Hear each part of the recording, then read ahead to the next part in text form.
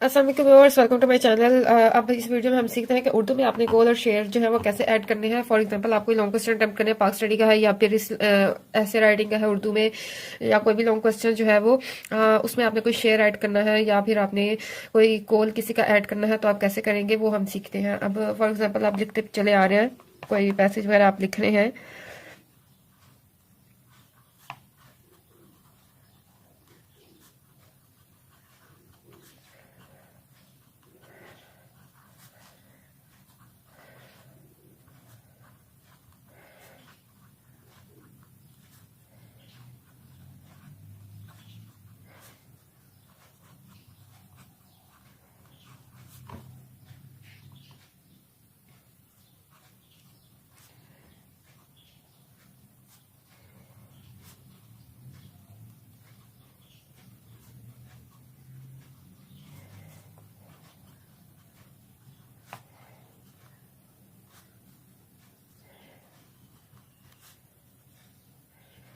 अब ये for example आप लिख रहे हैं, इसके बाद आप कोई शेर कोट करना चाह रहे हैं, ठीक है। तो आप ये देखें, सबसे पहले आप जो है वो 604 कट मार्कर ही है ये, आप सिंपल मार्कर भी यूज़ कर सकते हैं।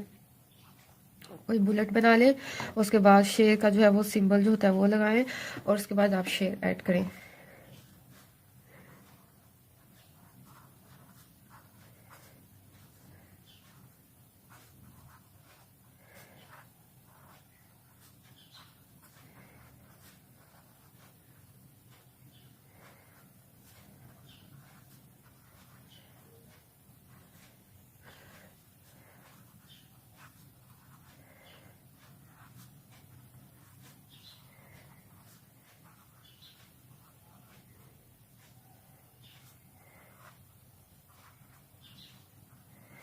आप कोशिश करें आपका स्टार्टिंग एंडिंग दोनों जो है वो एक दूसरे के नीचे आना चाहिए, ठीक है। बिल्कुल, या ये बाहर निकले ना, ये बिल्कुल अंदर जाए। अब इसके बाद आप ये बता सकते हैं कि ये किसका शेर है, लिखना चाहते हैं, तो आप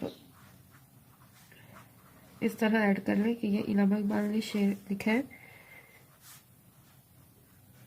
ठीक है।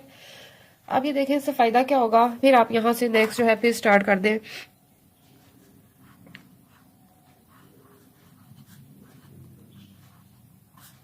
ठीक है। अब इससे फायदा ये होता है कि एक तो प्रेजेंटेशन की तो प्रेजेंटेशन आती है, एग्जामिनर को भी आइडिया देखते पता लग जाता है इस बच्चे ने रेफरेंस दिए हैं, कोटेशन या शेर वगैरह ऐड किए हैं, प्लस ये भी बताया कि किसका शेर है, मीर तक मीर का है, इलामा इकबाल का या किसका भी है। प्लस ये सब लेंथ में भी इजाफा हो जाता है। अब देखिए 4 लाइन्स जो है वो शेर ने यूज कर ली, लेकिन इस तरह ऑकवर्ड भी नहीं लग रहा लिखा हुआ, और प्रेजेंटेशन बेस्ट आ रही है। आपको बार बार कह रहे हैं कि आपकी अपनी चॉइस है, आप ये नहीं स्किप करना चाहते लाइन, आप बुलेट नहीं लगाना चाहते तो मत लगाइए, आप इस तरह इलामा इकबाल नहीं लिखना चाहते तो मत यूज करें, आप जस्ट 2 लाइनें स्किप कर लें, यानी 2 लाइनें यूज कर लें शेर में, ही आपकी अपनी चॉइस है। पर मैं आपको एक आइडिया दे रही हूँ, आपको अगर अच्छा लगे तो आप जरूर ट्राई करें। अपनी राइटिंग पे भी आपका डिपेंड करता है, अगर राइटिंग छोटी है या बड़ी है उसके अकॉर्डिंगली आप देख लें। प्लस अगर आपने जो है वो 2 शेर इकट्ठे ऐड करने हैं, ठीक है, तो आप उसको इस तरह ऐड कर सकते हैं।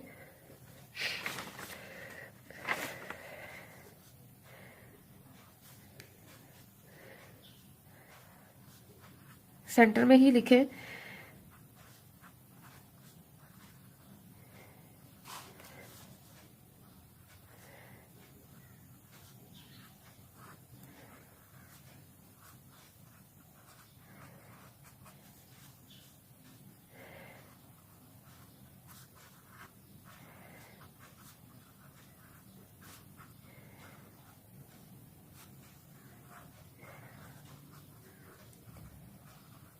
देखें बिल्कुल उसके नीचे लास्ट वर्ड आए।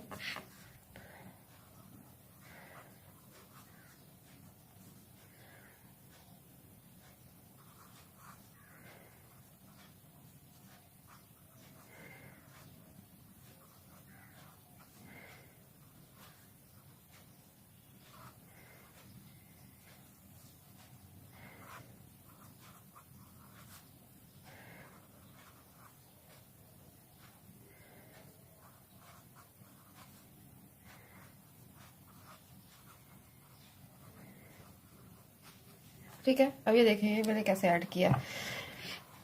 इसके भी आप एंड में बता सकते हैं bye Allama Iqbal.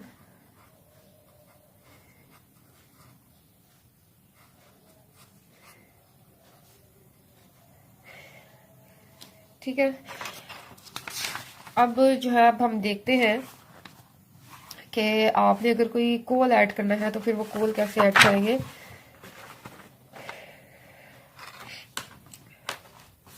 For example ये आप लिखते आ रहे हैं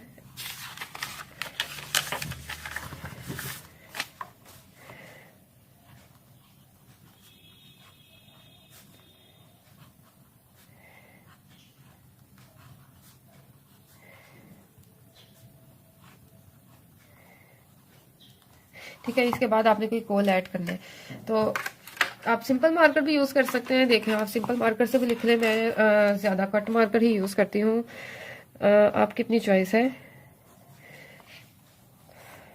अभी अल्लामा इकबाल कायदे आज़म का है।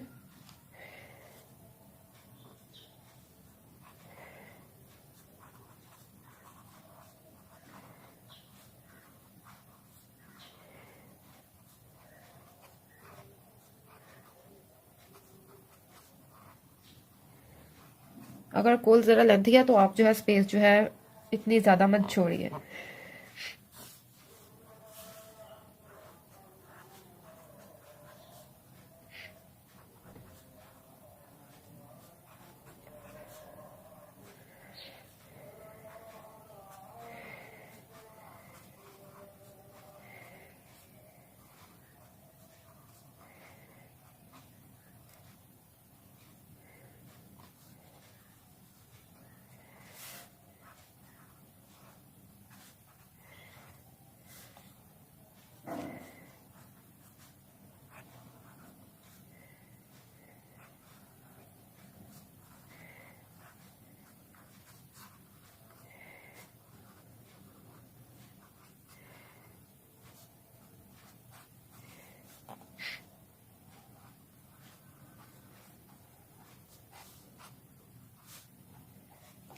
ठीक है, ये देखिए मैंने कोल ऐड किया, ज़रा लेंथी था तो मैंने इसमें जो गैप जो है वो ज़्यादा नहीं दिया, ज़्यादा नहीं छोड़ा है। और जिसका कोल लिख रहे हैं आप उसमें बता दें कायदे आज़म का। ठीक है, अब जो है हम देखते हैं कि अगर आपने इस्लामिक स्टडीज़ का जो सब्जेक्ट है उसमें आपने कोई रेफरेंस कोट करना है, क्योंकि उसमें ज़्यादातर आयत या कुरानी आयत या हदीस होती है, तो देखते हैं उसको आप कैसे कोट कर सकते हैं। ठीक है, देखें आपको मैं बस एक टिप बताती हूँ, आपको अच्छी लगे आप जरूर ट्राई करें, आपको नहीं पसंद तो कोई मसला नहीं, जो आपको उसमें से अच्छा लगे आप उसे अडॉप्ट करें और बाकी जो है वो आप स्किप कर सकते हैं। ठीक है, अब जैसे कि आपने कोई कुरानी आयत का रेफरेंस देना है, मैं आपको बताती हूँ। आप असाइनमेंट्स वगैरह में इस तरह यूज़ कर सकते हैं, अगर आप एग्जाम्स में इस तरह नहीं फॉलो करना चाहते। आप फर्ज करें आप कोई कुरानी आयत जो है वो ऐड कर रहे हैं, तो आप बताएं अल कुरान। यहाँ पे अगर आप कोई आयत जो है वो लिखना चाहते हैं,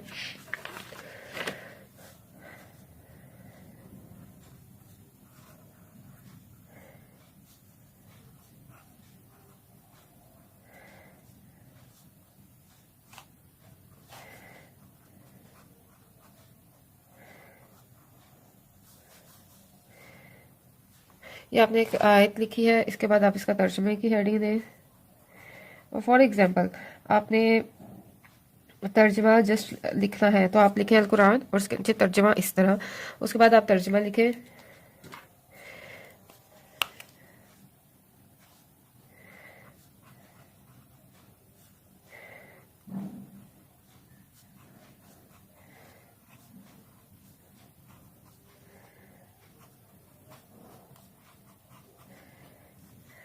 ठीक है, इसको इन्वर्टेड कॉमास में क्लोज कर दें। अभी देखें इस्लामियात में या आप कोई और सब्जेक्ट में जो है रेफरेंस कोट कर रहे हैं तो आप इस तरह लिख सकते हैं, एक यहाँ पे एंडिंग की, यहाँ पे स्टार बनाया अल कुरान, उसका तर्जुमा या अगर हदीस या जो भी आप आयत लिखने चाहते हैं आयत लिखी तर्जुमा और इस तरह तर्जुमा इसमें क्लोज कर दिया। ठीक है, अगर वो लेंथी तर्जुमा है तो आप फिर जैसे मैं आपको बताती हूँ कोटेशन वगैरह के लिहाज से बताया, इस तरह आप तर्जुमा भी उसी तरह ऐड कर सकते हैं। इसके बाद फॉर एग्जाम्पल जो है वो आपको पता है ये किस आयत का है, किस कौन सी सूरत की आयत है, तो आप वो ऐड कर सकते हैं। ये आई डोंट नो ये इसकी सूरत क्या है, मैं जस्ट आपको आइडिया बता रही हूँ कि आप इस तरह सूरत का रेफरेंस दे सकते हैं। आयत नंबर 6 सूरत हूद, ठीक है, इस तरह आप ऐड कर सकते हैं। अगर फर्ज करें आप हदीस लिख रहे हैं तो आप अल हदीस, हदीस अगर लिखनी है तो लिखे, नहीं तो जस्ट नेक्स्ट हेडिंग दे तर्जमा इसी तरह और उसका तर्जमा लिख दे, ठीक है।